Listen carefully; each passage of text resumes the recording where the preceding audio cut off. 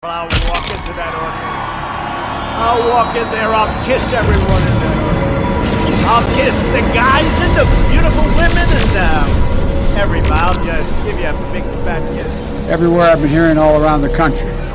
You're trying your best, but it never feels like enough. I'm sensitive because I see them on the street begging for food, begging for money. Madam Speaker, thank you so much. Have you said them? We think that.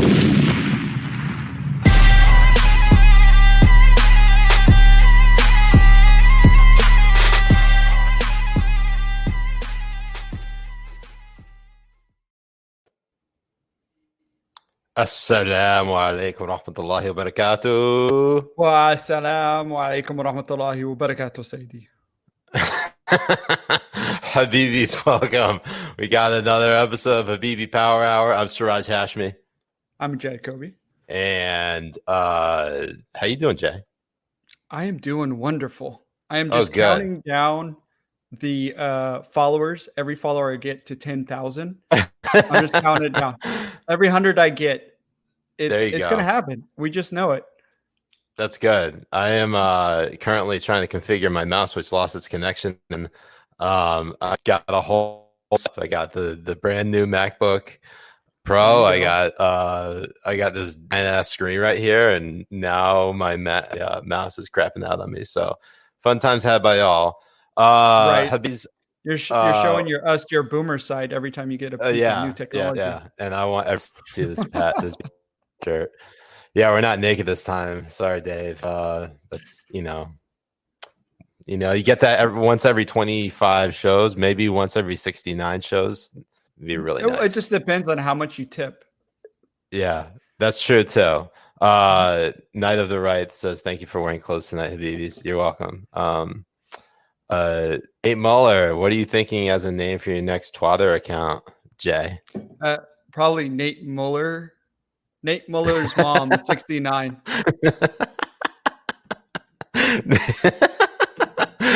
I respect it. I really do. I like it too. You know, I do it for the fans. Yeah, it's good. It's good. So I look. It was a little bit more insane than every other day this week. So let's just get right into it with our jihad on tap. I'm gonna attempt to try to share my screen with the Habibis here and let you guys see exactly what the fuck's going on. Because now it's giving me because of course. All of these things are happening. It's like, oh, Google Chrome can't do the screen recording. What the fuck? What? Man. Yeah. Anyways, so let's just go off on it. Hunter Biden in the New York Post, they made a lot of waves today, and I don't know. Right. I mean. Who read the story and who thinks it's legit, but it's titled Smoking Email Reveals How Hunter Biden Induced Ukrainian Businessman to VP Dad. Of course, that's Joe Biden, the Democratic presidential candidate for 2020. And I'll just give you guys a quick rundown of it. Basically, how the way it leads off. Hunter Biden introduced his father, then Vice President Joe Biden, to a topic at a Ukrainian firm a year before the elder Biden pressured government officials in Ukraine and a prosecutor who was investigating the company, according to emails obtained by the Post. The never before revealed meeting is mentioned in a message of appreciation that I'm going to try to pronounce this real because I know Jay can't do it. It's Vadim Ozrovsky, advisor to the board of Burisma, allegedly sent Biden on April 17th, 2015, a year after Hunter joined the Burisma board at a reported salary of up to $50,000 a month. And, they have all the, I think there's just a lot of, the one thing that really stands out is that they got this from a computer. It's a massive data that was recovered from a laptop computer that was dropped off at a repair shop in Biden's home of Delaware in April 2019. And other stuff like a raunchy 12-minute video that appears to show Hunter, who's admitted to struggle with addiction problems, smoking crack while engaged in the sex act with an unidentified woman, as well as numerous other sexually explicit images. And it goes on to say that because customer in the damaged MacBook Pro for repair never paid for, service retrieved it for a hard drive on which its contents were stored. They repeatedly tried to contact the client, and I guess the policy where like if you leave it beyond a certain time, the shop just claims it as their own. And but that wasn't even, like what's about this story is that it could have just easily been just dismissed outright as false.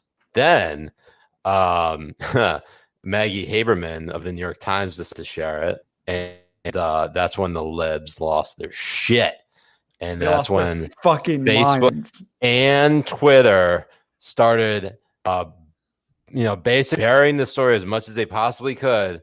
And you had the fucking Streisand effect, the Barbara Streisand effect. Anyone who doesn't know what the Streisand effect is, please Google it right now because your friend. But essentially, 100%. You motherfucker. I'm the only one. Oh, there you go. There you go. So you don't have to drink, but I'm going to say N because obviously this is a follow. This is me continuing the sentence. Essentially,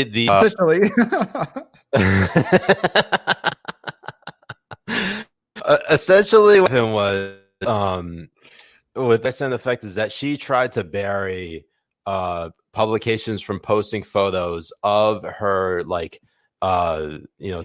oceanside mansion, and really generated more buzz with like the paparazzi, and like basically what happened was that it became a huge story. So the more something, the more it becomes a story, and that's what happened today with this New York story. Interestingly enough, and I don't know if I could share now because of obvious settings are all messed up. But Jack Dorsey, he basically let me see if I can do it. Can I do it? I can do it. Hell yeah. Let's go to what Jack wrote. Finally. God damn it. Sorry, but God. Everyone's like, fuck you, Jack. And then Jack's like, our communication around our actions on the New York article was not great. Blocking URL sharing via tweet or DM with zero context as to why we're blocking, unacceptable. So, blocking it because you probably a little more. You probably were a little bit more online than I was today. Yeah, I was from time to time, especially around when this happened, and how it was just so very shocking to see something like that happen. And then their reasoning and what they were saying, like it's hacked, or it's not from a reliable source or any of this shit. When you have articles from the New York Times, from BuzzFeed, from all these people just sharing the Steelier dossier, Russia collusion stories that have no basis on whatever, hacked emails from the Podolsa. What? How do you say his name? Podolsa. I'm gonna let you keep struggling with this one as I look it up. You're such an asshole. No, the emails. What's his name? He was the. Wasn't he the communications director for Hillary? John Podesta. Podesta. You know what? Whatever the fuck his name is. John Podesta's emails. But you get what I'm talking about. Like it made zero sense. And this is coming after the fact that you have one of Twitter's communications directors or whatever he was, some executive from there moving from Twitter and moving to the Biden campaign. It's so obvious. Like it's not a QAnon theory. It's not a conspiracy theory. It's not any of these things. the people working at Twitter and the people working at Facebook are biased as fuck, and they use their positions to silence and promote different narratives. Just like CNN, just like MSNBC, just like Fox, just like any of these other places. It's just so weird to think that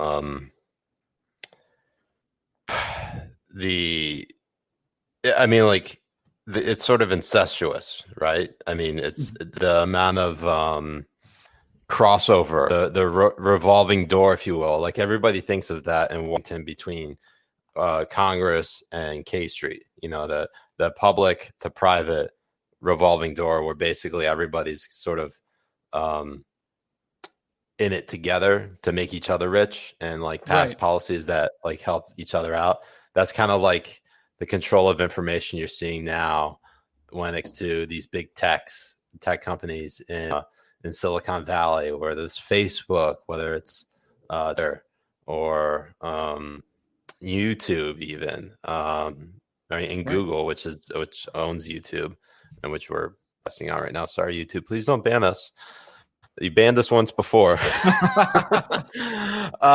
So it's. But fucking Podesta? You couldn't get Podesta? Bro, if his name isn't Ahmed or Abdul Karim or Khalid, like, I'm not going to get it right. It's just the way it works. Okay. I mean, in some ways I respect it. Other ways, you need help. And what this is going to do is going to have a lot of people, especially on the conservative sides, who are talking about that government shouldn't interfere with these private entities. They're going to start stepping back a little bit themselves when they start seeing this blatant misuse of power. I mean, they don't have any. Their policy isn't consistent on any level. None of it. And then they also locked out Kyla McAnal's Twitter account as well. Yeah, I mean the amount of accounts that were locked out. Wait, it's now Kyla. Wait, is it? I don't know. No, but your pronunciation. It's some you changed first name. You changed the first name. Before it was Kaylee McAnal. It's Kyla McAnal. It's going to change every day. I'm more bothered by that first name.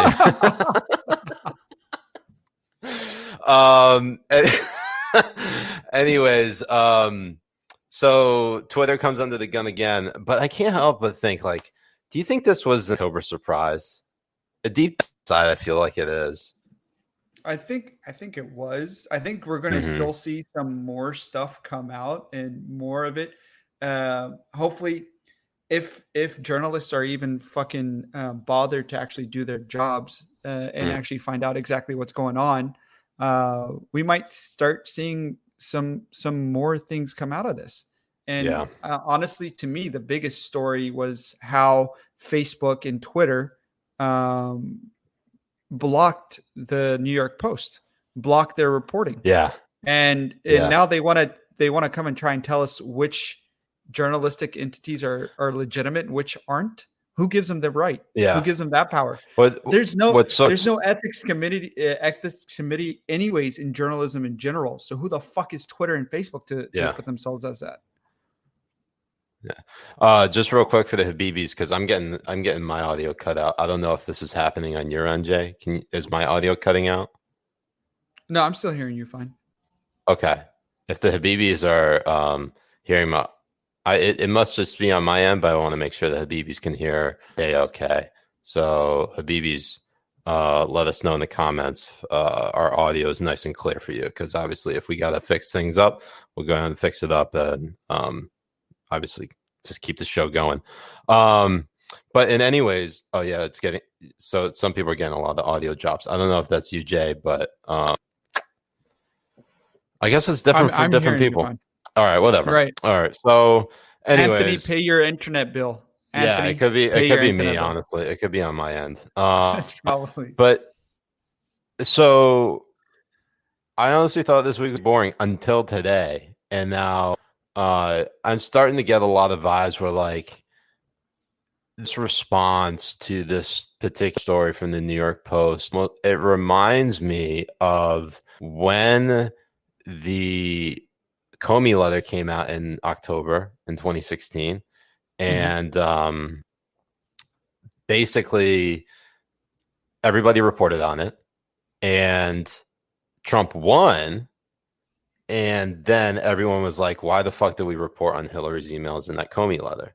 It's sort of like everybody saw this story on Hunter Biden and said, we can't let us get, widespread coverage because this could hurt Biden in the election. Knowing obviously that Hunter Biden wouldn't be the president, it would be his father. And it obviously, it's comparing apples to oranges here. I mean, the amount of corruption that you want to tie into it is whether how much of an involvement did Joe Biden have with this Ukrainian businessman? And we don't know. I mean, the thing is that there's just no evidence really to prove that Biden did that. Biden wasn't somehow in cahoots with this businessman. Right. We do know is we have Biden on video 2018 at the Council of Foreign Relations saying we needed to fire the special prosecutor or the prosecutor who was investigating Burisma in order for them to get their aid from U.S. aid. So that we have on video. Trump was impeached for less. Yeah, and that's what's wild. That like this, I mean, this is all part of the impeachment saga. It was such a weird thing in my mind. It didn't really meet the threshold to get impeached. Also because when Congress charged him, they charged him with obstruction of Congress, not obstruction of justice. And there's a reason why it didn't work. The reason why they did it anyways is because they thought it would hurt him politically. And I guess when you're looking at how the election is shaking out right now with less than 3 weeks remaining, I guess you could say it's working so far. But I feel like impeachment was so far away. I feel like coronavirus and the pandemic has hurt him a lot more than anything impeachment related. That could have cost. I agree with you 100% there. I think essentially. Oh fuck. I think what really hurt Trump was his handling of the coronavirus, and after getting coronavirus and the way the economy has been tanked, even though it isn't his fault, it's just that his messaging was really way off. And that's really what fucked him, his own fucking mouth when it came to this. And I think you are very right, because you're seeing people like Kyle from NBC, and you're seeing people communications on Facebook, and you're seeing people from BuzzFeed and from the Washington Post actually coming out and stating not to share the link. Like they're actively reporters coming out. The fact checker from Washington Post tweeted out, "This is our policy on hacked stuff." Then why the fuck were you sucking Steeler dick the whole fucking time? Every time every time they had an opportunity to post a story about the dossier, they did. They posted it loud and clear. They didn't give a fuck. But now all of a sudden they care. They actually care about where they're getting the information. They care about sources. They care about these things. And the funny thing is, you had the Daily Beast go all the way and figure out where the laptop was being repaired and who repaired it and who did all this kind of stuff. They go and they find these people, grandma who shares memes, all this kind of stuff, but they can't find Biden's senator documents. They can't find. I mean, I don't get it. I don't understand why something like that is a story, but something over here isn't for them. Nuts. It's like there are stories that I would comment on more, but they're like continuing stories that we don't know all the facts on. And when it comes to like this Joe Biden thing, like I have no idea if this Hunter Biden laptop thing is legit. Particularly the email. The laptop, it seems legit, but I think the chances of Hunter Biden. I think somebody stole that laptop, to be honest with you. Probably. Yeah. That's probably what happened. But isn't it still news? It's still news. Isn't it still like all of these things? It's still news.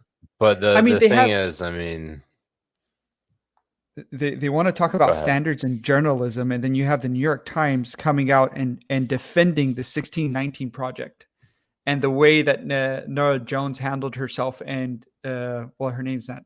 No, wait, is her name Norah Jones? Norah Jones? Is it not Norah Jones? I'm really not going to get any of these people's names. Norah Jones is like the Grammy award-winning singer and pianist. Actually, really fucking talented. You mean Nicole Hannah Jones? Yes, Nicole Hannah Jones. And the way that they said that they handled that story with it was every standard was met in the New York Times. This goes to show that lying about it, stealth editing, and completely mischaracterizing what you mean in one way and then saying what it is another way after you get criticism. These are all standards that New York Times now abides by.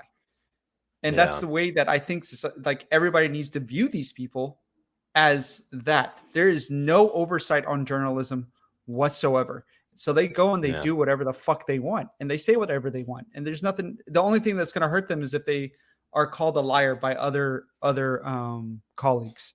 I don't see any kind of repercussions for their actions. Thank you, Sarah Jacobs. She says Norah Jones is Ravi Shankar's daughter.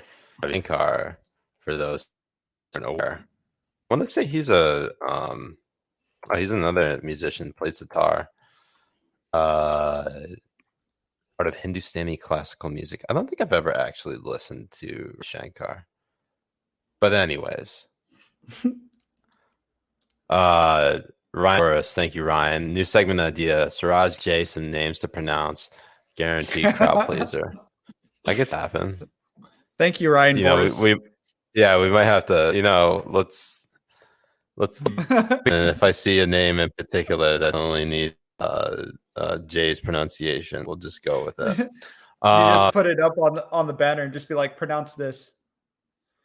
Yeah, that's exactly what I'll do. Speaking of banners, Habibis, if you haven't already, go to our website, habibibros.us. Promo code Sharia69 for 10% off your first person. What's funny is that there's been a lot of Trump news, but he has dominated the news cycle, which is weird. First of which is that NBC News at least announced that was this morning. I guess because I shit post and like starting at noon, I don't log on until like way later into the morning. It's because you don't wake up until 1 p.m. Yeah. But what happened was, so first we were supposed to have a debate on Thursday night, and Steve Scully, well, it's not entirely his fault, but it was really the Commission on Presidential Debates that wanted to make its next debate virtual because Trump got COVID, and Trump's like, nah, fuck that. I'm not there. If it's virtual, get me the fuck out of there. I don't want it. So ABC News scheduled a town hall with Joe Biden from 8 to 9:30. And today, Wednesday, on the Today Show, Savannah Guthrie announced that NBC News will be hosting President Trump for a town hall, 2/3 of the same slot as Joe Biden. So they're going from 8 to 9. And everyone was fucking pissed. NBC employees are now lashing out at their own network after the announcement. And I don't even know Oh, so man, I don't even know if it's a real part. So it's one particular people on like NBC shows, not like on their news shows, because if it were the news shows, I'm sure they'd get talking to. But you had this one actress who was part of the NBC's pandemic era comedy Connecting, that's what it's called, slammed the network for giving their show for the president, saying, quote, "Shame on at NBC. Y'all signed my check of late, but I'm disgusted by my home network giving Trump a platform for fear-mongering, bigotry, and disinformation. Don't praise yourselves for putting a Truman on primetime, then give a platform to someone who wants to abolish my rights." She continued, "Honestly, shame on ABC and NBC. This echo chamber of rhetoric problem in America.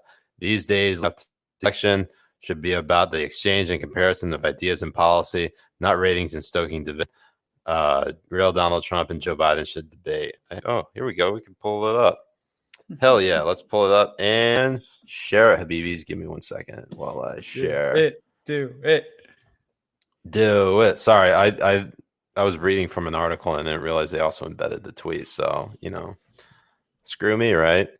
I'm the worst. I would love to. I'll screw you nice and thank hard. you, Habibi. Thank you. All right, let me zoom in here. So, give your checks away, Shekina, whatever the fuck your name is. Shekina. Give your rights away. Give your rights away. Give your your rights are already. Your rights are going to go away Habibi. once the ACB is gone. Is in. Give your checks to me. I have checks. Give your checks away. Oh, they write my checks. Okay, give them back. Habibi, give me your checks. How strong your give me your cheeks. I want my. Give me my checks. I want your cheeks, Habibi. I mean, to be honest with you, like, she's still getting paid, right? Of course, she's not going to give away her checks for it. She's not going to care.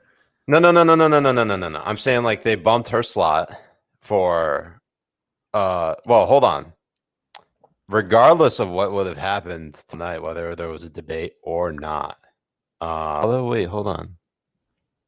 There was going to be the debate would have started at 9:00 because it would have obviously it would have factored into the 6:00 Pacific time, because apparently we here on the East Coast apparently still give a shit about you guys on the West Coast. You got to. We're important as fuck. You're ruining the country, Jay. You cut out, and it's like you're ruining the cunt, Jay. That's what it said. And I'm like, look, I only saw Fuzzy's mom like the other night, not tonight. I give it a rest once every other night, man. So I'm not ruining anything. I keep it fresh. I will say this though. I mean, Steve Scully, the debate moderator for the second debate. Think of like how. He must be having a sigh of relief right now. Counting his blessings, because it had to moderate this debate if it was still on. Those tweets that were out there in which he was like supposedly trying to DM Anthony Scaramucci, the former White House communications director under President Trump, who infamous only lasted 10 or 11 days. He was like, "Should I respond to Trump?" And everyone's like, "Steve, this is a public forum. This isn't a DM. You realize that, right? Like, this is the one time we have like a boomer movement. You can't do that shit." So I was like, oops, it was a hack. What can I do? That's their go-to, and ever since nobody gets pushback on it, nobody gets criticized of it, nobody gets any sort of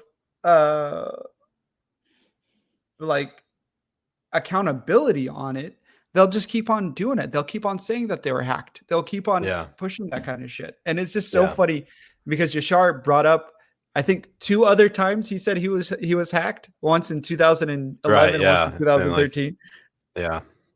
So wild. That was so. I did propose one particular solution. I didn't think it would get any traction at all, but some people were saying it was brilliant, and thank you. I don't fucking care. It was literally just like me shit posting, and everyone's like, "Oh my god, that's fucking genius." But really, no. And I only say that because like I purposefully tweet everything that I think is dumb. So when people say it's smart, I'm like, all right, you're really smoking. That doesn't make any sense. And so I posted how basically we got to get Biden on a Twitch stream watching the hall debate, or not debate, Trump town hall. Yeah, have Biden do a Twitch stream where the audience is watching Biden watching the Trump NBC town hall. Guys, I don't fucking. It's like it's always the tweets that you like don't put any work into that go like crazy. You get crazy engagement. It's always the ones that put a lot of thought into that like get like 30 likes. Yeah, 3 retweets and 6 likes. Like you spend like all day trying to perfect it, word it right, all that kind of shit. Yeah, and then like you only have 3 of your best fans being like, "Yeah, Habibi, that was great." God, it's so bad. Anyways, in other Trump news, we had this startling revelation, and I'm going to it now because this kind of came out of left field. It was, what is that saying? It's something about strange bedfellows. Odd couple. Huh? I don't know. I'm not fully American, so I don't know a lot of your lingo. Oh, shut the fuck up, Jay. I don't know these old sayings, man. I'm looking it up. What was the bedfellows quote? Oh. Misery acquaints a man with strange bedfellows. What the fuck? That's not it. Fuck it. Anyways, they're strange bedfellows anyways, and that's because rapper Ice Cube, who we all know has gone pretty anti-Semitic lately, or he's had some anti-Semitic incidents over the course of his career. Going back as far as when he put no Vaseline on death certificate. We got Katrina Pearson, who is, I still believe, part of the Trump campaign, was senior advisor to Trump's campaign. She writes in a quote, "Shout Ice Cube for his willingness to step up and work with Donald Trump the Trump administration to help the Platinum Plan. Leader's gonna lead, haters gonna hate. Thank you for leading." And then she posts this GIF of Ice Cube. Today was a good day, and now everyone. It's on a lot of interesting feedback, but what you have to know is that, like, say in the month of June, that was like the beginning of sort of a, like a transformation of Ice Cube from straight up anti-Semite to probably still anti-Semite, but now he's supporting Trump. Yeah. Anyways, it's just so strange how things happen, especially, 2020 is just filled with fucking surprises. Yeah. Anyways, Ice Cube tried to clarify, saying both parties contacted me, said we'll address the CWBA. The CWBA is contract with Black America. That's what he's been talking about on his Instagram and Twitter. Said that we'll address the contract with Black America after the election. Trump campaign made adjustments to their plan after talking to us about the CWBA. And he has it here on his Twitter, which I will show you right now. So, wait, I don't know if that's the one, but whatever, you get it. Mm-hmm. He says, every side is the dark side for us here in America. They're all the same until something changes for us. They all lie and they all cheat, but we can't afford to negotiate with whoever is in power, or our condition in this country will change. Our justice is partisan. And honestly, kudos to him, because I think very few people don't understand that both sides are complicit in making sure. I think they're not complicit, at least complacent in not having progress move forward. And so when you have people like Killer Mike meet with Georgia Governor Brian Kemp talking about like small businesses in Georgia during the pandemic. Look, Killer Mike got a lot of shit for meeting with Kemp, and people thought it was like a photo op. But he's like, look, I'm a small business owner. My parents are small business owners. This shit like affects all of us, whether we like the person in office or not, or we're part of that party or not. And I think if more people understood it like that, I think there would be a lot more working across the aisle. And every single politician who comes or runs in a swing district or swing state, they always say they're going to work across the aisle. But this is like in the Trump era for the first time. I haven't really heard that much that often. You get what I'm saying? Like the amount of bipartisanship just doesn't exist anymore, because the idea of giving a political win to the other side is like tantamount to treason. So it's kind of, before I go to you, Jay, BC Thomas, isn't it hilarious? Trump calls his plan for Black America the Platinum Plan. The only way it could be better is it called it the Platinum Plan, sitting on 20 inches spinners. Jesus Christ. I feel on board that though. Anyways, Jay. So when you saw that, what were your immediate impressions?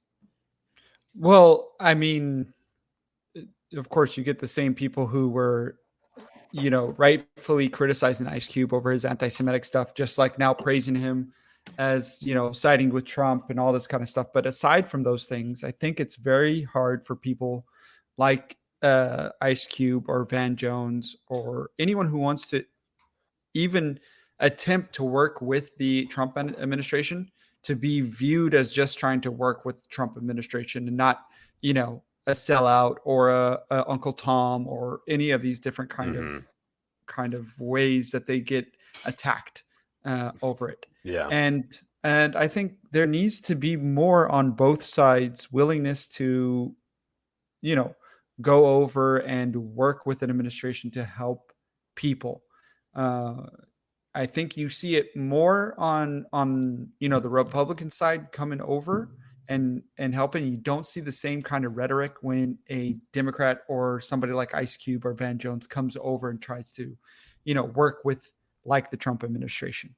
I mean, I think Van Jones was really, really attacked harshly, and even there were even reports coming out of I think the Daily Beast trying to undermine him as a Trump stooge or something like that as well.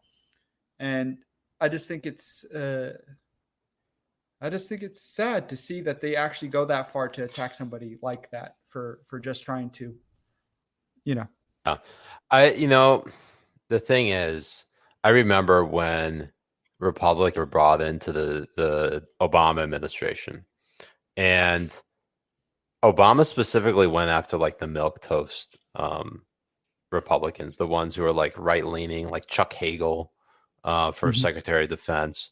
He didn't really work out that well. And he kept what's his name? Bob Gates as SecDef, I think in the very beginning. And then that was the most like notable Republicans that joined the Obama administration. But like, I think, and John Huntsman, who served as Obama's ambassador to China. And I actually think Huntsman also worked in the Trump administration, I'm not mistaken. But in any event, like, Hunter tried to run for president in 2012, and he got a lot of shit for serving in the Obama administration, I remember, because why would you serve this president? And it was at a time when, like, I think people were so sensitive to sort of like the critiques of Obama, sort of a lot of. I think there were some obviously very racial, and there was a lot of racialness towards Obama, and this that like you had like the Ted Nugents of the world, some like extreme protesters on the right who were like hanging effigies and burning them of Obama, like kind of invoking like the lynch mobs during Jim Crow, and also after that as well.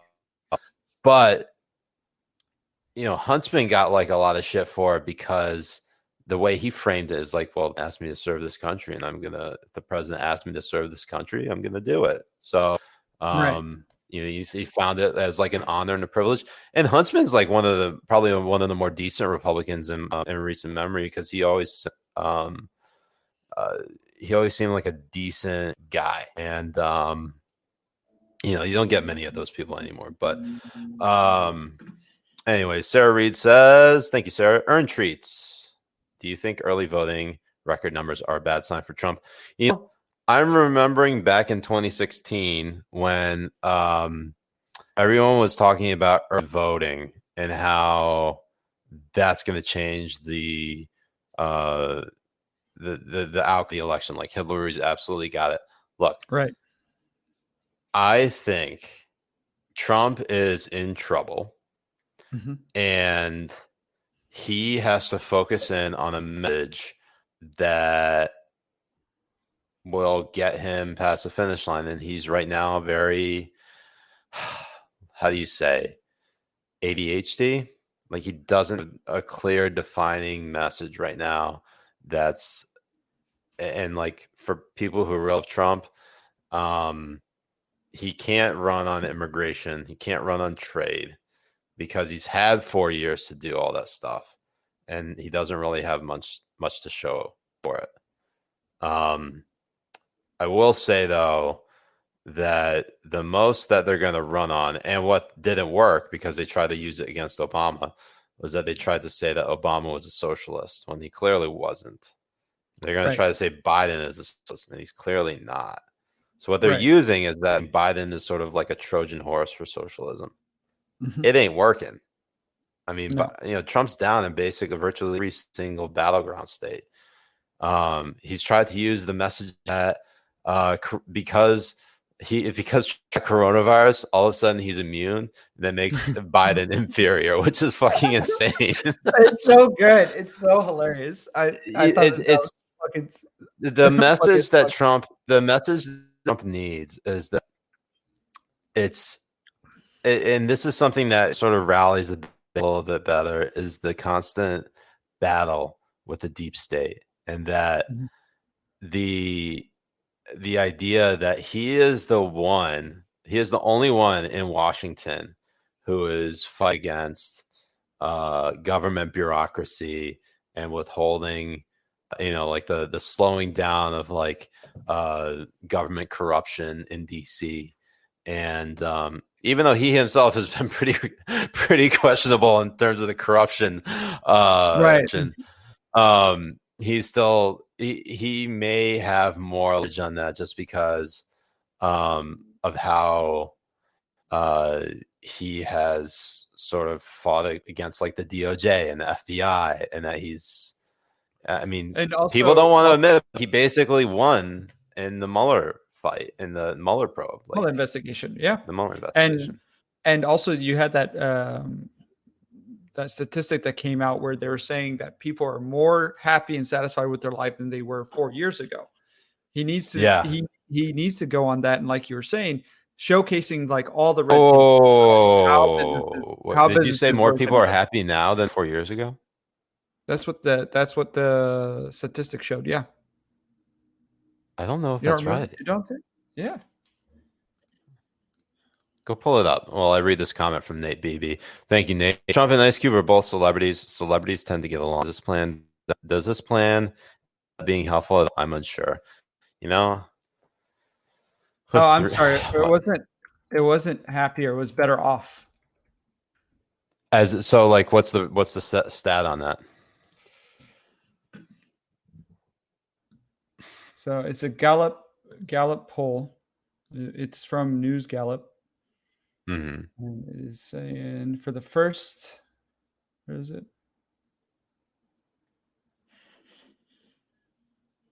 They're better or worse off than 4 years ago. Everyone's saying 56%. Yeah, 56%. That's yeah. Better.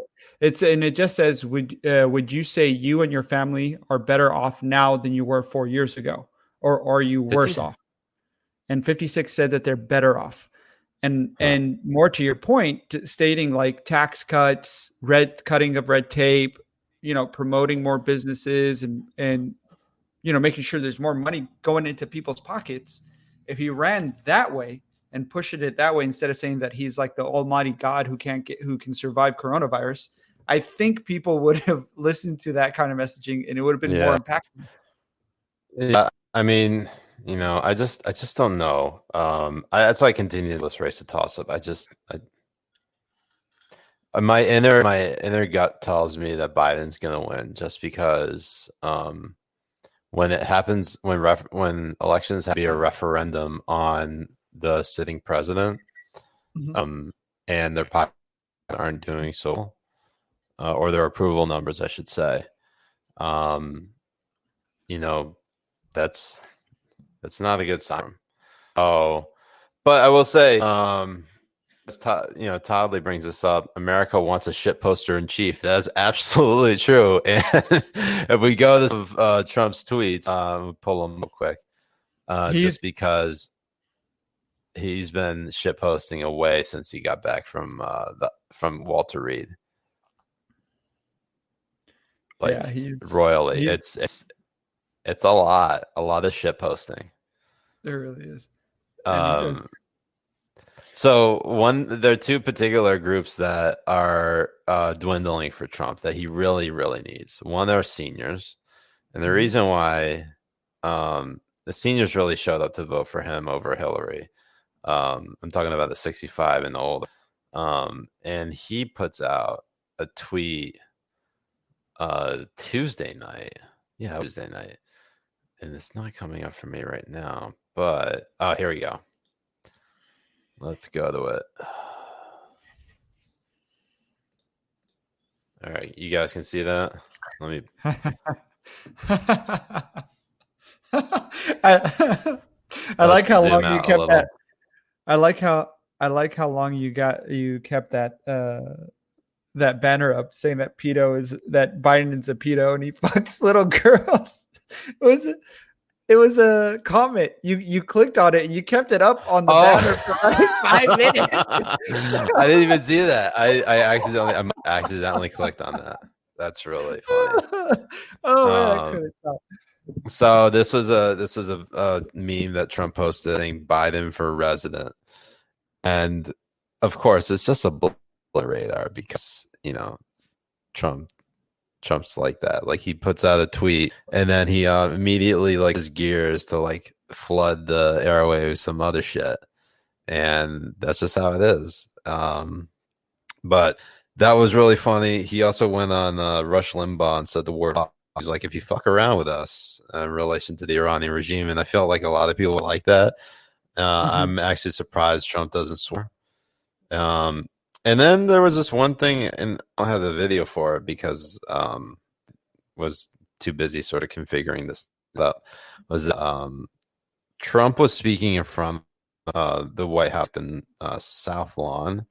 Everybody thought he was in front of a green screen, and I looked into it a little bit more. I thought it wasn't a green screen at first, and then sort of convinced myself to thinking, that looks weird, that loop, and these leaves looping. What's going on here? It looks sort of like a green. It doesn't look like a green screen, but there's something weird going on here. Like the editor's talking with us. And then there's one particular Twitter account that's specialized in video editing, and the way that video gets that effect in the background in particular, it had to do with camera angle or focus, has to do with compression of a video, and not to get much into the weeds. The way that the frames sort of bleed into each other caused that effect. And so that was a big nothing burger, but still every single thing that comes to the White House, you got to be all right, I'm gaslit now. That's where we are. That is exactly where we are. And it's so funny that the same people who will retweet this or quote tweet this tweet and be like, oh, this is actually a manipulated media. This isn't real or whatever. They come and saying like, oh my God, he was actually in front of a green screen. Trump wasn't really outside. And and these are the same people who come out to talk about how crazy QAnon are and the conspiracy theorists and post that your mom or grandmother posts on Facebook. It's so funny to watch it happen in real time, and especially on Twitter. Yeah, it's just it's such a good time. Yeah, I feel like I said this. I don't know if I said this on this or sometime, but like Twitter has done more to hurt people's credibility and integrity than any of their worst professional stumbles. Like that has become the one website where you could just say raw, unfiltered shit. Oh, it's on Roku News. On Roku News, when people were talking about how Trump was about to die and like you know, he had COVID, and I said basically everyone turned into a conspiracy theory. This is it. Here, I'll pull it up. Right. Where did I say it? Let's zoom in. I'm gonna just like throw this in your face, right? Now, all of my other work. I said, "Fuck, come on."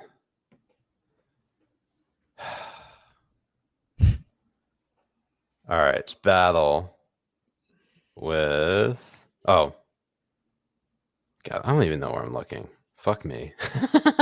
Oh, here we go. A lot of the members of the left who like Joy Reid and Jelani Cobb and you know, Chris Hayes and Rachel. Right. I don't think Rachel Maddow actually did a good job handling that. She did. I think she only tweeted out saying like, "I hope that he's going to be okay," and that kind of stuff. I think it's a really bad sign. Like it's a bad thing for America if like the president dies from a fucking virus. Like and then you had Joy Reid come out and be like, "I hope the motherfucker dies." No, she was just like, her actual tweet was, let's go up because I included it here. Here's how wrecked Trump's credibility is at this point. I've got a cell phone full of texts from people who aren't sure whether to believe Trump actually has COVID. He lies so much, one friend just texted.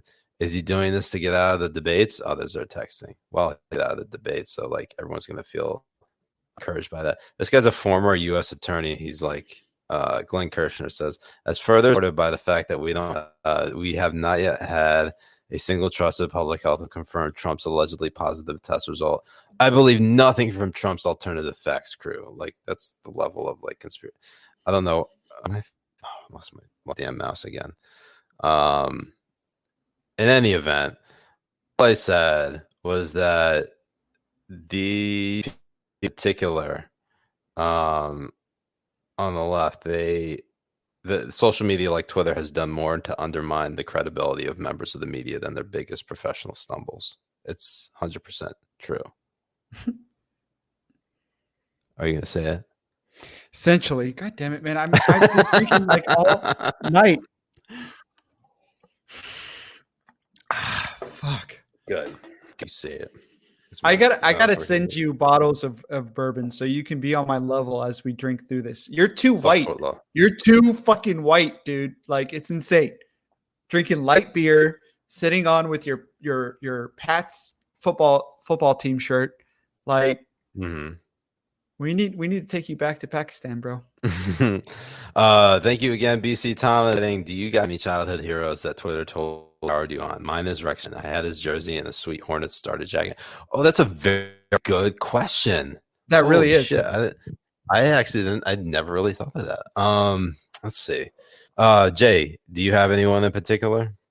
Not really. I mean, because like growing up overseas and stuff like that, I never really saw a lot of American athletes as heroes, except for like Michael Jordan or Wayne Gretzky, and that was about it. But like Messi or Wayne Rooney or fucking Ronaldo, or Michael Scholes, any of these kind of people, if they came out and started tweeting like some bullshit dumb fuck, like what's his name, Mark Ruffalo, the Hulk guy. Oh yeah, Mark Ruffalo. Yeah. Then I would be devastated for sure. So I'm pretty sure watching people tweet the way that they do, like Rex Chapman and stuff, could be really hurtful. I mean, if Michael Scholes started tweeting like that, I would be hurt. Man, I'm trying to think who, like, I've been disappointed in everyone. There have been like actors and actresses and musicians who've like come out and just like have been really like uninformed on politics. I'd say honestly, and like this isn't because of Twitter, but I was initially pretty disappointed when Tom Brady had a MAGA. That was my like bit down. I was like, oh fuck. Not because he liked Trump, but just because, well, it just, I'm a Patriots fan and Brady fan, and then like everyone was just basically making fun of me for Brady being a fan, and I at that point was just a lib, so it was just like one of those things like, oh, I got to defend this now. It's too much. But I sort of like the last 4 years, I sort of just decided that, I'm not going to let people's politics make me love or hate them. And I never really loved or hated anyone based on their politics, but I just found them annoying. Luckily, Brady has never really been political. So like he's fine on Twitter and stuff like that. I would say it. He has actually been raised really good on Twitter, and I don't think he writes all his shit. So that's probably why. But honestly, oh God, I'd say for me as a hip hop fan, I've been kind of disappointed, and this is before Trump. I've been disappointed by like Talib Kweli. Are you familiar with Talib? Who's that? Fuck. All right. Well, this is going on. This is going on. Who's that? Now I'm curious. Talib Kweli, he's a rapper from Brooklyn. He was part of the group Black Star with Mos Def. No? Nope. Any? No? Really? My God. I know. I'm really. What am I gonna do with it? Anyways, I know Talib two rappers. Is just Biggie and Tupac. That's about it. Talib Kweli is really a really gifted and great rapper and lyricist, but he's so annoying with it. So wow, this is the biggest insult I think I've ever received. Fuck. Carter Scott says Siraj sounding like Kamala in the ACB hearings. Fuck. Yeah, some that the audio is kind of laggy for you. Fuck. It's time to get earned. Let's go get them. But before we do that, I just want to highlight one particular story because there was this is probably on the horizon in which we could look. If there are massive like protests and riots before the election, I'd say that might be the best thing to help Trump. Oh, for sure. And this is what's happening. So, and this could have, this case may not cause anything like that, but it's still had an unfortunate rape story. So a man facing assault charges in an attack on a Black Michigan teenager was Tuesday with a federal hate crime. The allegations in this case, which essentially don't drink. It's part of the story. I got it. I'm kidding. Drink, fucker. I was always going to. There's no hiding from it. I will always drink. Yeah. So they amount to a violent and blatant racism are to the values we hold in mission, U.S. Attorney Matthew Schneider said. Lee Muat, 42, is accused of striking 18-year-old Devin Freelon Jr. with a bike lock June 6th at the state park in Monroe. So this is an immediate wake George Floyd's death. Investigators said he repeatedly used racial slurs and sex at the beach. So I don't know. There's not really much of a discussion there, but I'm just saying that depending on how this guy who was charged with a hate crime ends up going, if obviously 3 weeks is not enough time for that case to go. I just thought have to bring that to your attention because it's something that if we get another police shooting and there's a riot, it's going to be insane. There's a good chance that it could change. It's going to go to shit. A lot of the yeah, I mean, you're right with respect to the election, almost regardless, but it could really bad. I'm gonna go get Ernie. Jay, you reading the comments? Yes, you always I will. are. Fuck you. I know. I love Prison Mitch. I swear to God, I was about to crack up like great. That's way too good. I bet she does have better internet quality than Siraj. Oh man, and I'm just finishing up the Knob Creek 9 100 proof. Just like Fuzzy's mom, I love sucking on knob. It's really good.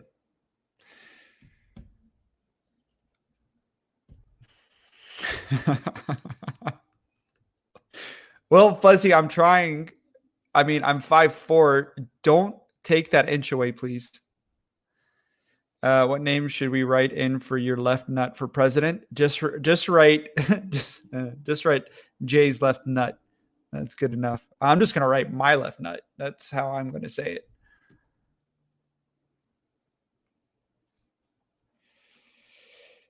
Nathan, maybe I might move out of California. We'll see how it goes. I mean, I love it here. The weather here is great. The beaches here are great, and I do really great being nothing but a beach bum.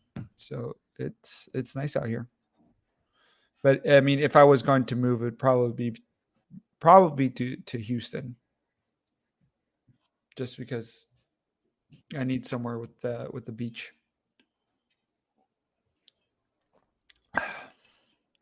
Whoa, Faye. God damn.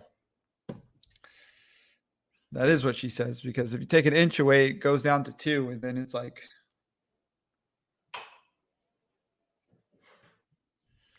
Sarah, I think my mom's watching, but she's also with the dog.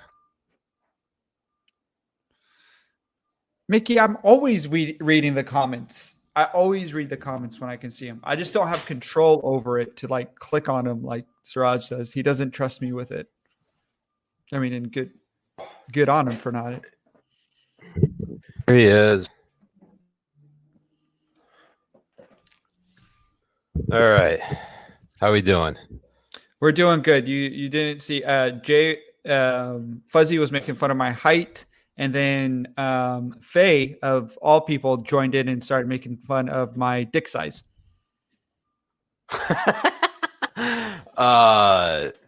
In the sense that it's so large, because hell makes fun of someone's dick for being small. No, she was making fun of it for being only 2 inches. Yeah, let me position the camera so that Ernie can be seen. Give me a second. There we go. All right. Hopefully that works for everyone. Okay. There he is. There he is.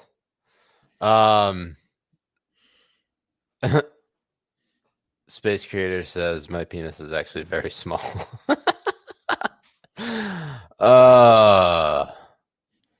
Fuzzy says, anyone watch The Boy and see dude with the super dick? Yeah. that was so funny. If you've not watched season 2 yet, you should. That episode was really good. The super dick. Yeah, I have not seen yeah, I guess I'll watch it. Have you watched the first season? I haven't watched any. Oh, dude, you got to watch it. It's really good. Is it? Okay. I'll check it out. Okay. So what I really want to talk to this week, the biggest story has been essentially It's fuck, goddamn it, 100%. Amy Coney Barrett, her confirmation hearings, and if you've been watching, you need to, because they're already but it was a classic display of partisanship, side coddling the nominee and then side the team them. But it was the kind of that were sort of crazy. And if you were watching, I can't remember who, and maybe Jay could help me with this. But I think it was Mazie Hirono, the Democratic senator from Hawaii, who is the gift that keeps on giving. I don't know if you guys really pay attention to Mazie Hirono, but she is by far one of the dumbest senators I think I've ever seen in the highest legislative chamber in the United States. Like, just beyond stupid. And how when you see her in action, you start to think, the American dream is real. Anybody can be a U.S. senator. It's really insane. Like, there's no IQ level standard when it comes to being a congressman or woman or a senator. Either one. You can be as dumb as fucking shit. Yeah. So that being said, Mazie Hirono, I believe, asked Amy Coney Barrett if she ever engaged in like improper or unwanted sexual behavior or conduct. Is that the one? Was that her? That was her. That's what I thought. It was all right. So that's one of the craziest fucking things that I've ever heard. And he asked in a Senate confirmation hearing, Senator White House, who, by the way, has the dumbest fucking last name. Who has the surname White House? So stupid. Anyways, he's a Democratic senator from Sheldon White House, Rhode Island, and he was just going all Glenn Becky and just like trying like a big scheme going on, and talking about like the dark and shit, and everyone's like, "What the fuck are you talking about, White House?" Like, no. Like, there is, like, do you even have two brain cells to put a thought together? That's how fucking spit he's sounding. And there's like people on the left, like, yeah, get him, White House. Like everything he was saying was bad and insane. Then there were obviously attacks on Barrett's adopted children. My favorite was Harris was like, I'm speaking, and it's like, that's not going to have the same effect on ACB as it did Pence. Like, it was just the showboating that they go through and they put themselves through is just. I thought it was a joke. She said, "I'm speaking again." Yeah. God, fucking get me right in my face. She's fucking. Can't believe that. She's just, and then also as you're saying, like. Oh, go ahead. No, I was going to say, as you were saying, the way that they were attacking her on her adopted children. Yeah, so they're going after her for adopted children, and I'm trying to remember who said it. Well, I remember Dr. Ibram Kendi. What was his name? Henry Rogers saying that that she's a colonized and whatnot. And there were attacking her for. Then there were people attacking her for saying she was birthing 5 children. I remember seeing one in particular who, I don't know, it's some black who blocked me before he can get to the tweet. But I put her. The thing is, I put a list. I think it was like Lauren Huff or something like that. He said she had a clown car vagina, which. if maybe a reference to one who I think is not respectable is ACB. Maybe a funny joke, but still kind of over the line. And for sure. And then you had attacks on Barrett's Catholic faith. That's been going on. Someone on the right who's actually, I think there's someone actually on the right attacking her for who was saying she's wearing like a pantsuit. She was wearing a dress. And then this is one of the weirder attacks. They're attacking her career ambitions, like saying that she's a careerist. What the f does that even mean? Like America, the way our economy and our system is structured, like think of how many single moms are out there, or just even married moms who are working to keep, food on the table, support the family. Like, why is being a careerist now a bad thing? Fucking blows my mind. And it's only and it shouldn't be a bad thing, I don't think. I think people who are striving to be successful and succeed is one of the fundamental things that make America great. I really do. And the ability for somebody who has 7 children, who could go as a woman and become have the opportunity to be seated in the highest court and the highest position of her career choice, just goes to show that America really has come a long fucking way from what the people in Berkeley, what the people in the Washington Post newsrooms, New York Times newsrooms, what the people who are on the other side want to try and diminish the United States for, by pretending it's not. Yeah. And that's why they hate ACB. Anthony Rivera, thank you so much, Anthony. Habibi, I humbly ask for your permission to use my simp card for the honorable AD reading senators like they are with C as fuck. Hold on. All right, I'm gonna allow that. Thank you for the tip that you are allowed to simp for ACB. And anyone else who wants to simp for ACB, please go ahead. But I just want to point out this particular bit right here as I pull it up on Twitter, because this I was crying when I saw this, because this is Jay at his finest. Well, I was going to take this. You tweet way too much, Habibi. I gotta find it. But I do. It was way early. I think it was like last night. There was a lot of simping. Look. I don't mind. I don't mind the simping.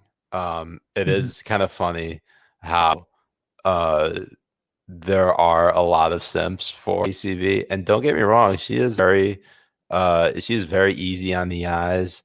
But obviously that's the reason why she was nominated. I think everybody can acknowledge that. I think we're still like in disbelief that like women really can have it all if they so choose. And that really bothers people on the left, as you said, Habibi. No, it really does.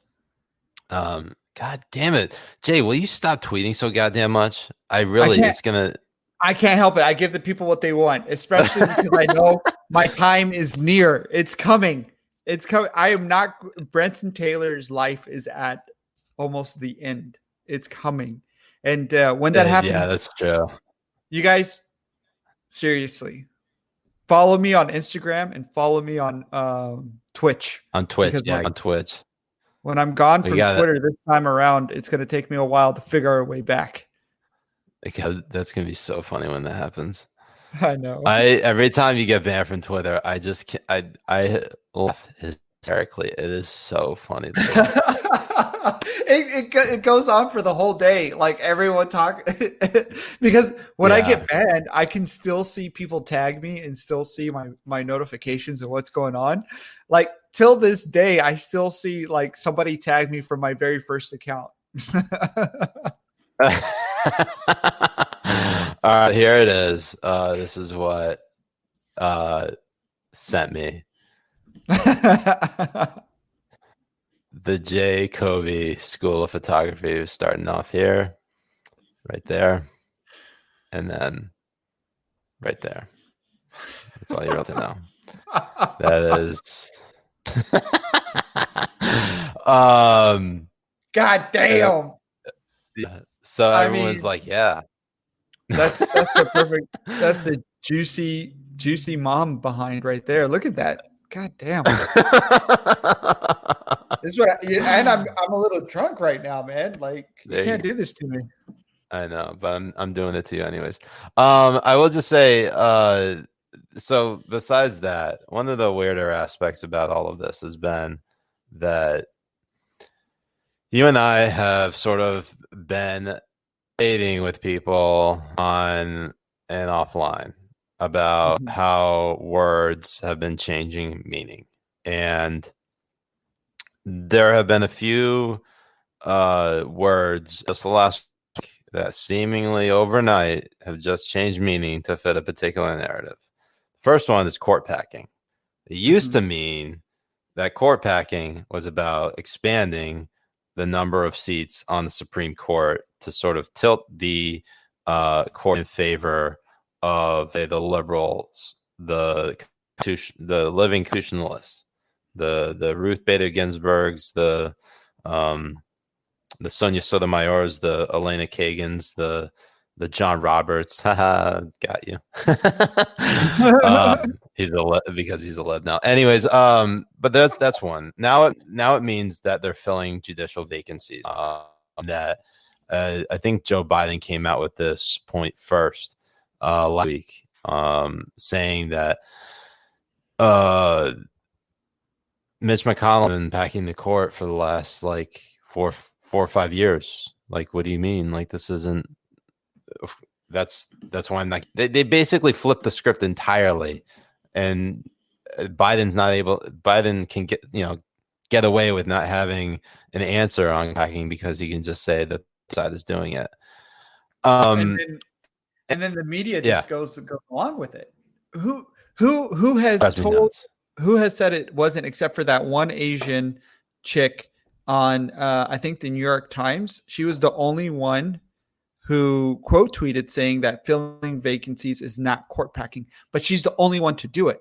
And then it's silence. Not any other person has talked about what filling court packing versus filling vacancies. You just let these narratives run wild, these false, misleading narratives run wild. And then when your grandmother posts something on Twitter, like, Jesus kicking the ass of the devil known as Hillary, that gets banned.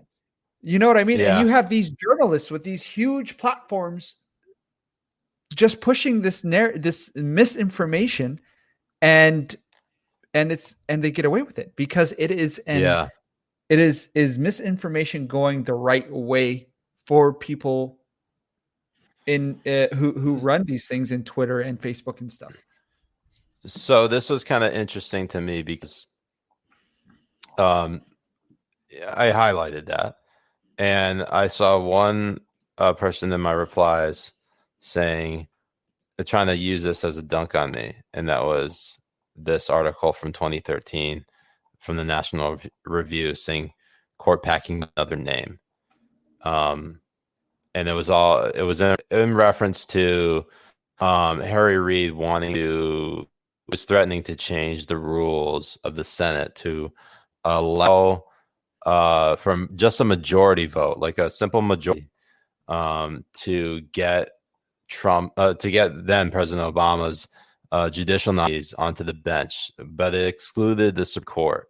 So this is like all the lower courts, the appeal courts, and eventually later that year, November, Harry Reid got the rules changed, and then in 2017, Mitch McConnell changed the rules following the precedent of Harry Reid and applied it to the Supreme Court. And now all the libs hate Mitch McConnell for doing that because they've ended up putting almost now 3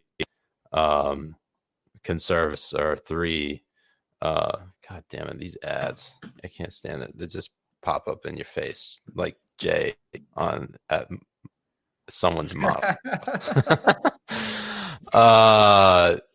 Anyways, so like I don't know if that's court packing.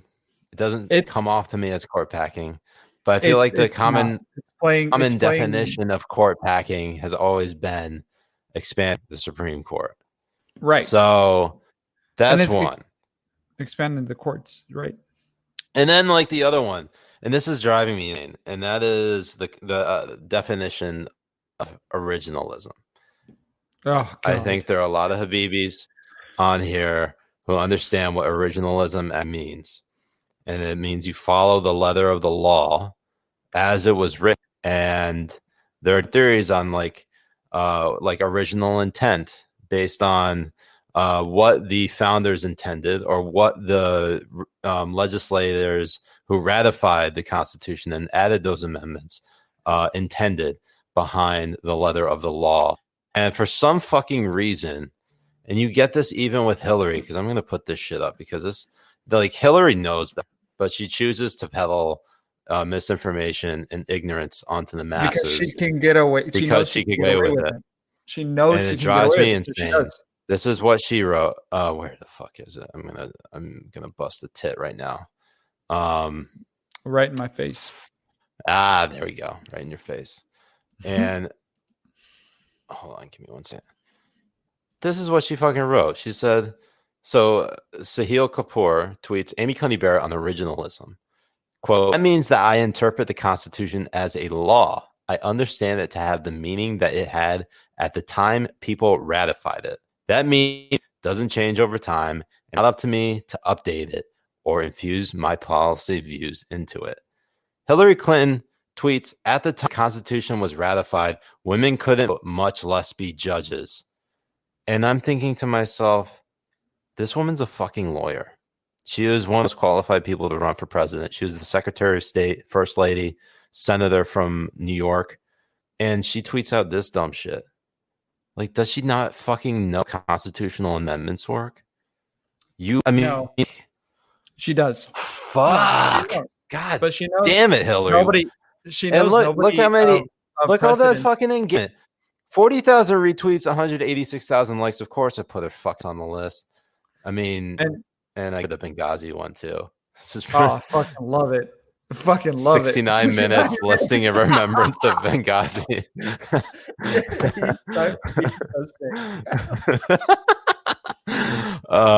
Nathan, thank you, Nathan. The reason is that she knows that she's more influential if she lies. Journalists do this all the time, and this is where it gets me even more. Is that Sarah Cooper, this supposed comedian who just makes lip sync videos of Trump all day and gets like thousands of retweets and likes and now has a fucking Netflix show, says, I'm excited to be 3/5 of a person. And that's when I wrote, maybe if you spent less time looking on TikTok, you'd understand how dumb you sound right now. And yeah. Anyways, people were calling me a misogynist for that, and I'm just saying that, sometimes if you want, I treat everyone equally, and I am willing to call everyone dumb, and I hate everyone, and I think it's important to call dumb shit when I see it. Right.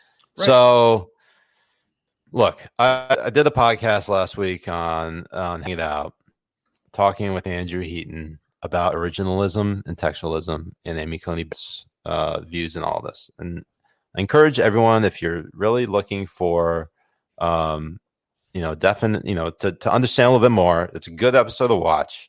We don't get all of it right.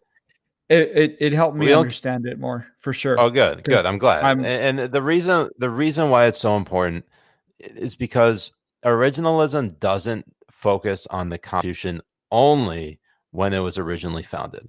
It focuses on the Constitution as a whole and understands that when the Constitution is ratified with new amendments, expanding rights to people, voting rights, you name it, that those things are adopted by originalists as well. Like they interpret it as it was intended, anyways as it was intended. Of course, like textualists are, you know, a little bit different. They sort of slightly different.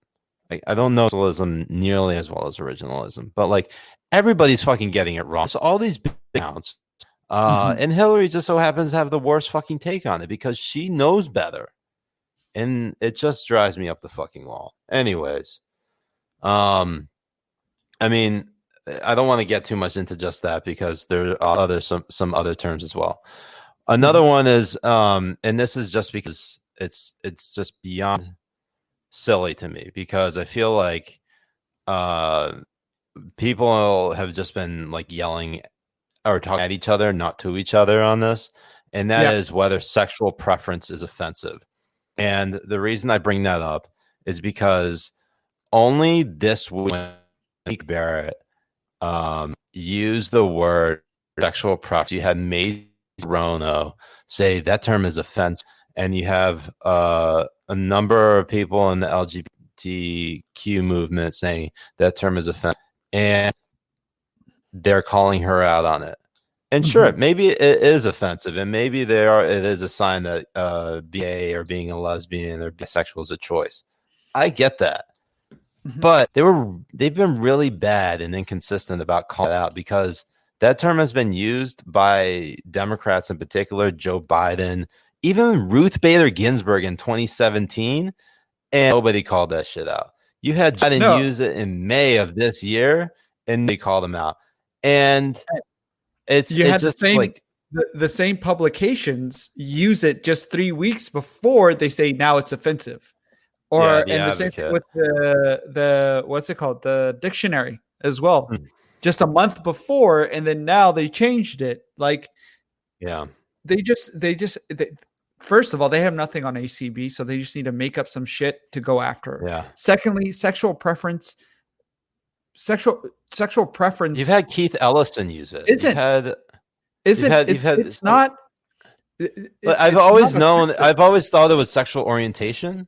And I always thought that was the term, but I hear more and more politicians use sexual in addition to sexual orientation. So then I started to think like, well, maybe it's both. Maybe there's like different variations here. Like, you know, sexual orientation could also refer to being, you know, as soon as like the trans movement became more mainstream, that maybe it's sexual orientation, somewhat to do with like how you oriented your sex. You know, obviously mixing sex and gender here.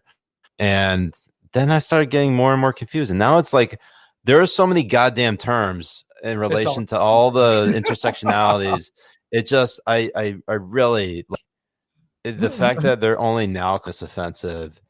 The thing of it seems fucking weird. And it is. It's just like, I get probably like organizations like GLAAD were calling this out, but like it only became more amplified and more mainstream, at least with the media, when ACB said it. And that, I mean, like, look, maybe the definition or the meaning of it didn't change over the last week, but people only got mad. People only seemed to get mad about it when ACB said it. That's all I'm arguing. That's the whole point. Kyle from NBC, that fuck publisher or publicist or whatever the fuck he is, producer, who gives a shit? That piece of shit over at NBC. He's the one who tweeted out saying that you need to make sure to put into context that sexual preference is offensive when talking about ACB using sexual preference. And it's like, bitch, where were you 3 weeks ago? Where were you yesterday? Where were you last week? You were nowhere. You didn't give a flying fuck about it. But now, because ACB used it and there's no other way for you to really get onto ACB, they wanted to make this as offensive and switch things up as much as possible. And this is the way that they do it. They want to switch things up and say that they're offensive so they can be the right people, the people on the right, and you are the person on the wrong trying to hurt people, trying to hurt their feelings. It's a game that they play that it was Kyle Griffin you're thinking of. Whatever the fuck he is, Kyle. Yeah. And to me, the best way to deal with these fucktards is just to tell them to fuck off. That's it. It's like, that's all you have to say. You really go up to ACB and tell her that she was being homophobic. Go up to her and tell her she was being anti-trans and all this kind of shit just because she said sexual preference when in context of what they were talking about. Sexual preference is a thing. My sexual preference is Asians and Fuzzy's mom. That's my sexual preference. I don't give a fuck. I don't like trans people. My sexual preference is not sucking dick. Unless it's Siraj's dick. That's it. That's my sexual preference. And it's these type of things that get me heated so much because they want to try and control the way you're allowed to say things to make you a good person. You have to say things this way, or that way, or you're not a good person. That means you're a very bad person. You hate people and you want them to die. Yeah. I mean, I will say one of the things that's also been weird has been this the term mansplaining. So you had a bunch of white men and also just men and Booker, who's not really white, but basically being condescending towards ACB. And like last week when Pence was debating Kamala Harris, it was considered mansplaining. But when it was every time he opened his mouth. Yeah, when it had to do with with ACB, all of a sudden it's like, she's getting schooled, it's no mansplaining. And then finally the word constitutional. You had I think that got shut down pretty quickly because we're trying to argue that ACB's confirmation nomination is unconstitutional. There's nothing in the Constitution that doesn't allow this. It's completely constitutional. It drives me insane that people it really does drive me nuts. Anyway, what was I looking for? There's also but as I find this, is there any reason that ACB won't be confirmed to the Supreme Court? None. Zero. And if this was in any normal time, just like I forget who tweeted it. But they were saying that if this was any normal time, that she would be unanimously voted in. There would be no objection to her whatsoever. But because of the times we're in right now, and people have to showcase that they are fighting evil, that they are resisting, that they're not gonna vote for her, and that's the Dems. Yeah. She is wholeheartedly 100% going to be voted in by all Republicans. Essentially, I believe it. Oh, God damn it.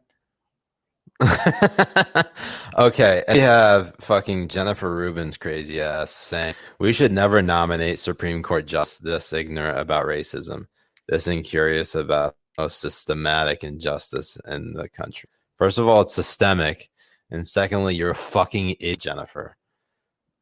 She's talking about the same judge that currently is the adoptive mother of 2 Haitian children, right? Babies. And also her answers when it came to race and when it came to talking about systemic stuff and all this stuff was pretty well on point, especially as a judge, and how she didn't want to input her personal feelings when it came to judging on the law. And Jennifer wants to come up and start talking about this shit. Where the fuck was she 4 years ago? Where the fuck was she during the Bush's years? Talking about systemic racism and all this kind of shit. Trump has a unique ability that he has completely fucked the minds of these people. She has that bald spot on her fucking head because that's where Trump's dick lays every fucking night as she falls asleep. Oh my God. Oh my God. What? I don't have to say anything else there. I mean, I put her on the list right there with the Oh my God, that's so perfect. If you can. Oh, you can't even see the full thing. Let me take the banner down. There you go. What an excellent day for a listing. I list you now, unclean spirit. Prison Mitch, you're a genius. That's so fucking good. beautiful. Prison Mitch is so great. good. Oh, fucking so beautiful. Anyways, what else we got? What else is going on? I don't know if we have time for this. This kind of got scraped under the rug pretty quickly because it was like a story for like a few hours and then nobody cared about it. And that was Mike Pompeo saying that he's making a play for Hillary's emails and like get the remaining emails. Like, come on, dude. She's not running for president. Like anything you put out, unless it has Joe Biden's name in it, like it's not gonna do anything. Mm-hmm. Like it's still nice to know. It's still nice to know. No, I like government transparency just as much as the next one, but like the timing, obviously it makes it like it's political, not for the interest, not for the public interest. And it's just it doesn't sound good. It is very political, but for me, my interest is like whatever we can do to keep on dragging Hillary Clinton through the fucking mud. I'm all for it. I'm with it. Let's do it. Let's see her fucking Google search history and shit. Let's just whatever. Yeah, that was wild. Anyways, this probably will get another person dragged in the mud, and that is Nancy Pelosi. These are incredibly difficult times right now, and we'll leave it on that note. Thank you so much for joining us. We'll leave it on the vote that you are not right on this, Wolf, and I hate to say that to you. But I feel confident about it, and I feel confident about my colleagues, and I feel confidence in my chairs. And it's not about me. It's about millions of Americans who can't put food on the table, who can't pay the rent, and we represent them. And we represent them. Getting by we represent these them. long food and lines we represent that we're seeing. them. I know we you know are. them. I'm just saying. We represent them, and we know them. As we say, know them. We represent them. Don't let the perfect be the enemy of the good, as they say. It is nowhere near perfect. Madam Speaker. Always the case, but we're not even close to the good. All right, let's see what happens, because every day is critically, critically important. Thanks so much for joining us. Thank you for your sensitivity to our constituents' needs. I am sensitive to them because I see them on the street begging for food, begging for money. Madam Speaker, thank you so much. Have you fed them? We feed them. We feed them. We'll continue this conversation down the road for sure. We'll take a quick break. We'll be right back. Have you them? We feed them. We feed them. Do you feed them? We feed them. Do you feed them? What a fucking flex right there. We feed them. Do you feed? Do you feed them? We feed them. You know, do you feed them? It's just so twisty right there. It was. Please, sir, you could see the fucking eyes get even wider and wider every time she said, "We feed them. We feed them. We feed them. We feed them." Please, Madam Speaker, may I have a crumb? may I have a crumb, Madam Speaker? May I have a crumb? It's just so, and then like, here's the worst about it, and this is really stupid. I said that that exchange made her even more unlikable than she now. And I got people like counting my ass saying that unlikable is a sexist trope. Like, fuck. That's the type of thanks I got for dunking on Pelosi. It is, and it's really funny that's now what they want. I mean, that's how they do it. If they have a candidate that's unlikable, they'll just say that it's a sexist trope because she's a woman. I would like to ask these people the question: is Trump likable to you? Do you find Trump likable? Yeah. Then why? I mean, why like, I think Trump would be like, he's a fuck idiot. That's sexist. Like, it's to say that, like, I mean, Trump has indelibly been called worse than for a lot of things that people call Pelosi, or at least by me. Right. You know, it's just so stupid. Anyway, beyond that, we also had a militia target Virginia Governor Ralph Northam, and I'm just honestly thinking this is a few days after Gretchen Whitmer, the governor from Michigan, was targeted by a militia, and you know, I don't honestly. I never thought I'd hate a politician more than Ralph Northam. COVID has taught me to hate Andrew Cuomo and Bill de Blasio a lot. And of course, I don't hate them. I just like, politically hate them. Right. Like, I don't have, but like Ralph Northam, like piece of shit. Like I don't care. But like, yeah, maybe don't use them to target him. I think Dave Weigel had maybe this tweet about it. He's like lucky he's a master of disguise. That's so fucking good. That is really good. And it's good for David Weigel too, especially because he is part of the Democratic cleanup crew over at Washington Post for sure. Did you call him David Weigel? Dave Weigel, the fat looking no, I know who you're talking about. But did you call him? I am saying, did you call him David Weigel? Well, that's probably the reason why they call him David Wiggles, because he wiggles when he walks. It's like a little fat. Oh my god.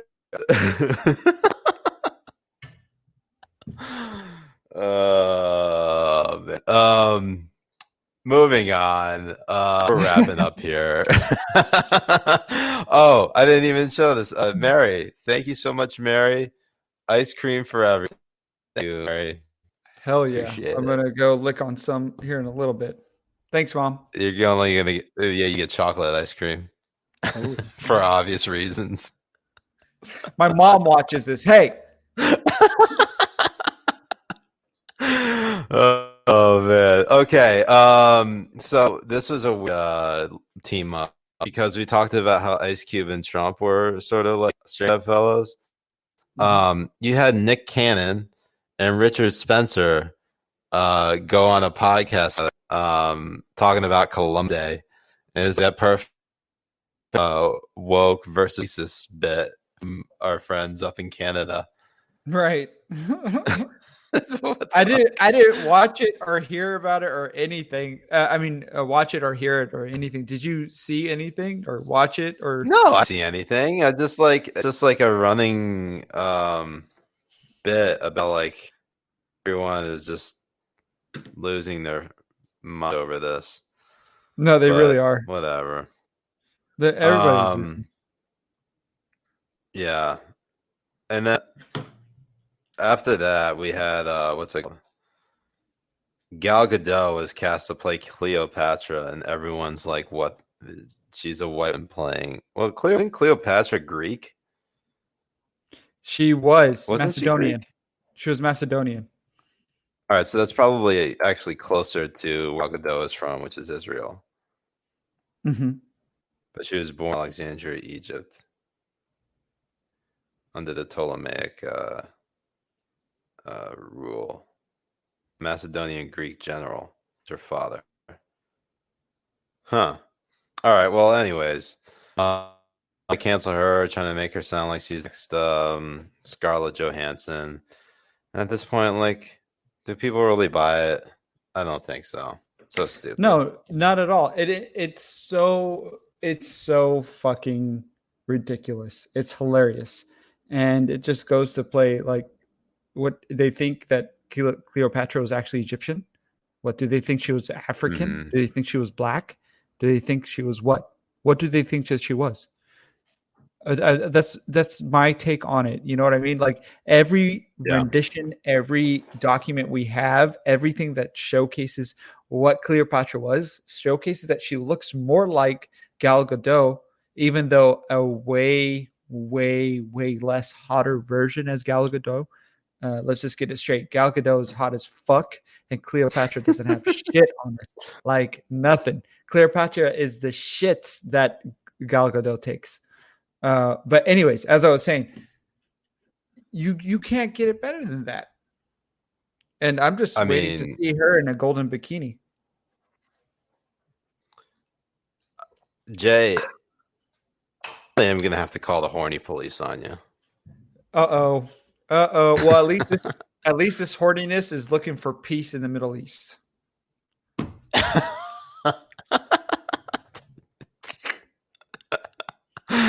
Oh my god.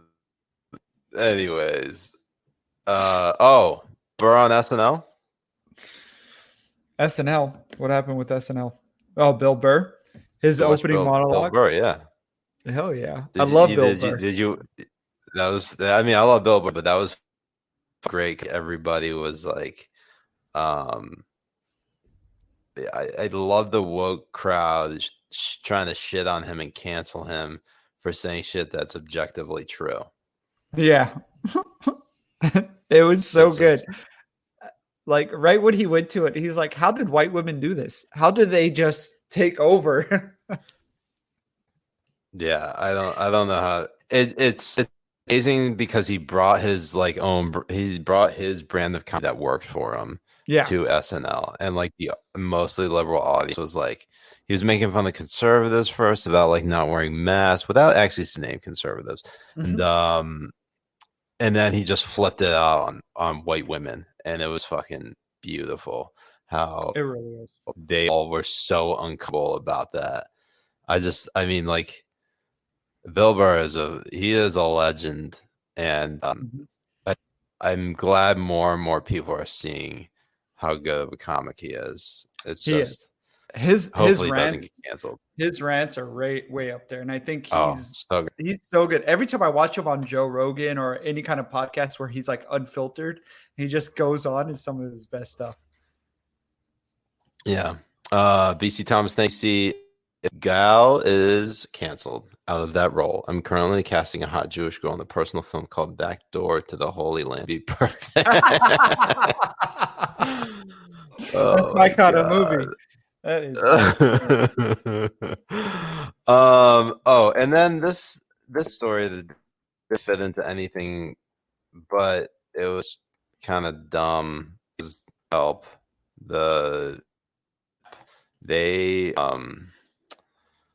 they reported. No, they didn't report shit. They announced basically that they were going to have like a racial rating on businesses, and that if like a racial incident happened at any one of these businesses, would have like a new metric for it. And with a day after that happened, story on Planned Parenthood about how there have like a lot of anti-black incident there, and this one of the Habibis, Jordan Haverly, he like replied to that BuzzFeed article, seeing Yelp on it. It was so good. It was the perfect. That was the perfect reply, especially because it was right after that. Right after that article came out, and I honestly I don't understand how they can get away with that shit. Like, that is so stupid. Even just having out the page saying this business is being reviewed on racial because of racism and stuff like that. That's going to ruin people. The mere accusation of being a racist nowadays, or a sexist, or a homophobe, or anything, it ruins people. And what I'm liking is that the fact that people are pushing back on this shit more and more, and I think they need to. They have to.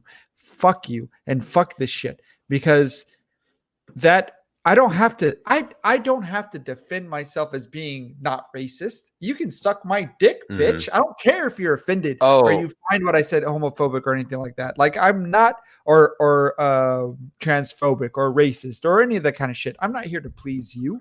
I don't give a fuck about you. You are here to please me and Fuzzy's mom. But beside those two, the rest of the people, no, I'm not. And businesses don't need this type of bullshit on it either. It's so stupid. Yeah. So this is what the announcement said. They said, today we're announcing a consumer alert and against racism. In the last few months, we've seen that there is a clear need to warn consumers about businesses associated with egregious racially charged actions to help people make more spending decisions. Communities have always turned to Yelp in reaction to current events, and our user operations team already places alerts on business pages when we notice an unusual uptick in reviews based on what someone may have seen in the news rather than on a firsthand experience. Now, when a business gains attention for reports of racist conduct, Yelp will place a new business accused of racist behavior alert on their Yelp page to inform users, along with a news article where they can learn more, which is fucking amazing, considering how quickly this shit's going to get abused by people who may or may not actually be of committing a system. Right. So this is what BuzzFeed put out. Internal audit of Planned Parenthood obtained by BuzzFeed News exposed deep-seated issues with anti-black. And of course, you got Jordan Haverly CCing out there. It's like perfect response. Kudos to Jordan for that. And to be honest, I don't know why this story didn't get more traction. That's probably why BuzzFeed put it out on a fucking Saturday. So, whatever. What are you gonna do? It's just amazing. I mean, the amount that they run for organizations is amazing, even if they've been accused of like really bad shit. I mean, to put abortion aside, like this is like, are they just gonna completely ignore racist behavior or racist conduct happening at these facilities? Like any other place, they would immediately call that shit. Mm-hmm. So, they would. What? Yeah. But Planned Parenthood gets a pass because, you know, they allow you to abort and kill babies whenever you want. Yeah. Anyways, and finally, I want to highlight this because this was just another really bad tweet. So, on Sunday night, the Los Angeles Lakers won the NBA Finals, and I'm a fan. You can see my Celtics hat right here. I'm not going to put it on because that's a color clash, but you know, you get the idea. Put it right here. Yeah. Oh, perfect. That's bad. I'm going to take that off. So that was that's the premise of the story right there. But then we have fucking Darren Rovell posting this shit. Oh my god. Says he did it for Kobe. Oh, fine. I'm good. For social what? For voter registration? What? For LA? Okay. For Akron. Okay. And his platform has never been bigger. The presidential election is in 3 weeks. What the fuck, Darren? This absolutely no damn sense. Zero. It's just a tweet that's all over the place. It is. And this is a great example of talking about how Twitter has ruined people's integrity, reputations, and also, you know, who they are. He's supposed to be a fucking sports reporter. He's not some novelist. Even nobody a sports reporter anymore. He's like an expert on gambling and shit. And like betting. Oh man, it's just so fucking hilarious. It's so sick to see this type of shit.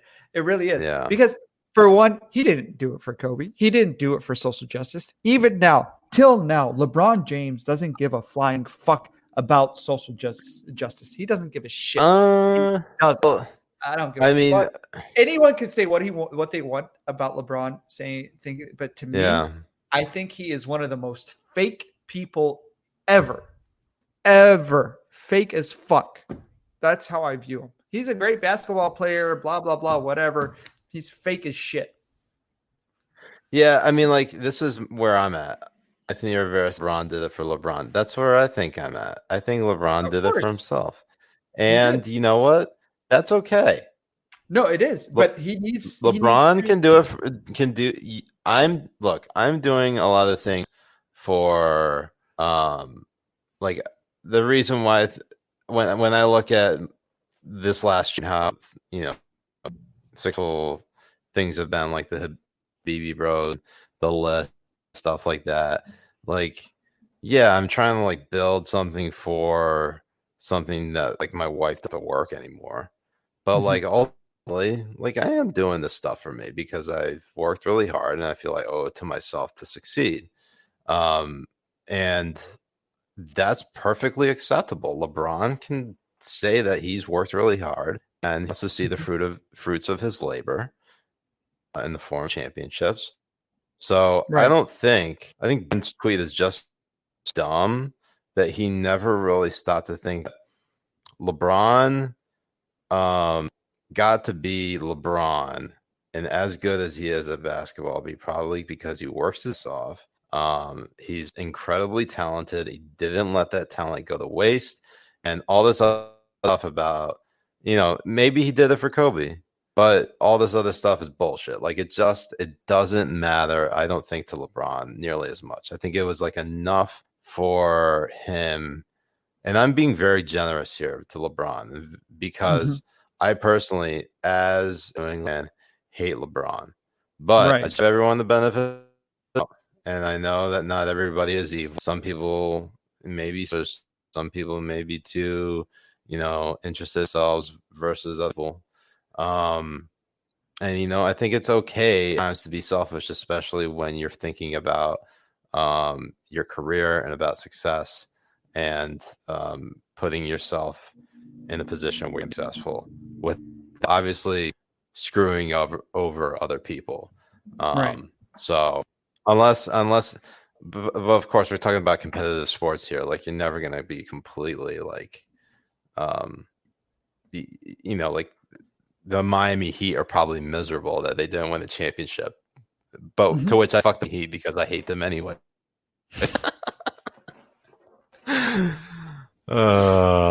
Anyways,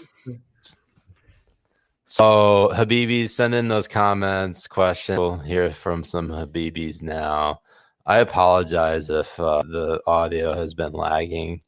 We've tried pretty hard to make it work, and if it's coming in slow, well, it's all Jay's fault. It's 100% essentially my fault. Essentially, it is. So, anyways, so I think my computer did okay. I really don't like how this mouse keeps cutting in and out. I might have to get it. You get a new one. Apple mouses suck. Apple keyboards suck. I'm using an iMac right now, but I'm gonna have my computer come in hopefully in a couple of weeks, so I can change up a little bit. And I'm going to be getting a wired keyboard, mechanical keyboard, and a wired mouse. And you should too. Wired is better than Bluetooth. For mouses? Yes. If you're not using the trackpad, if you're going to be using like something out of it, use wired. I actually do wonder if my shit is actually it does say that it's full. It's just been constantly cutting out through this episode, so I hope not. You can get some really good ones for like $69. 69. Nice. Was that intentional? Yes. And also pretty cool. You can really get some really good mice. I always say mouses. The reason why I say mouses is because my dad, he's 100% Lebanese. So whenever he would get mad at you, essentially, and he wanted, oh god damn it, and he would want to say like, shut your mouth. He would say shut your mouse, and it would always make me laugh even harder when I'm like in trouble and shit. So when I got beat.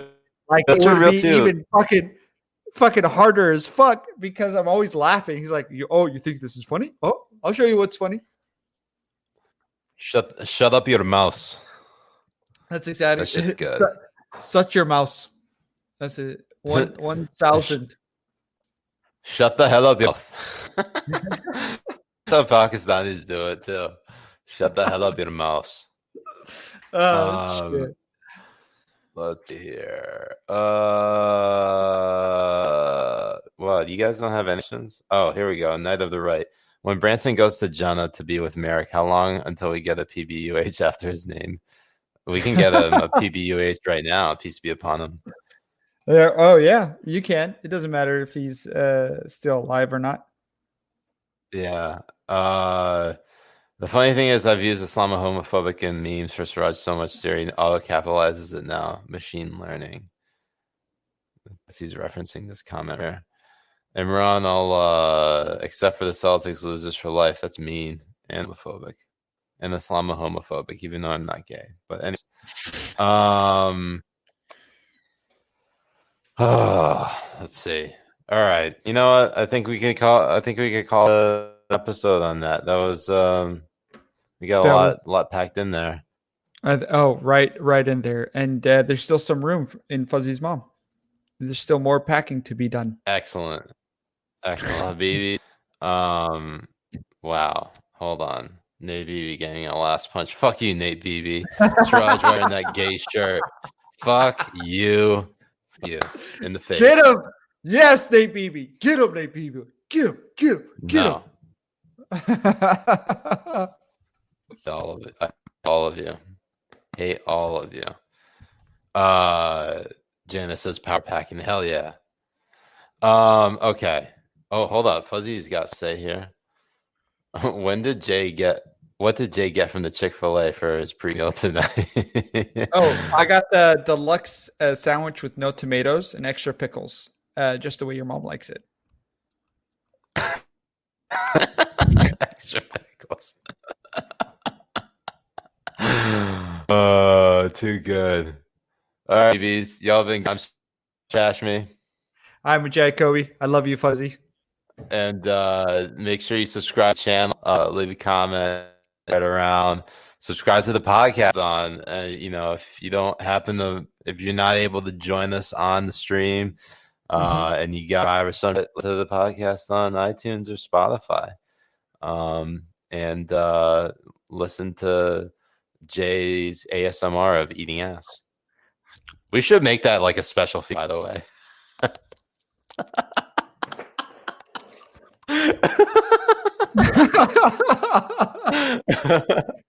All right, peace of BBs. We'll see you later. Love y'all.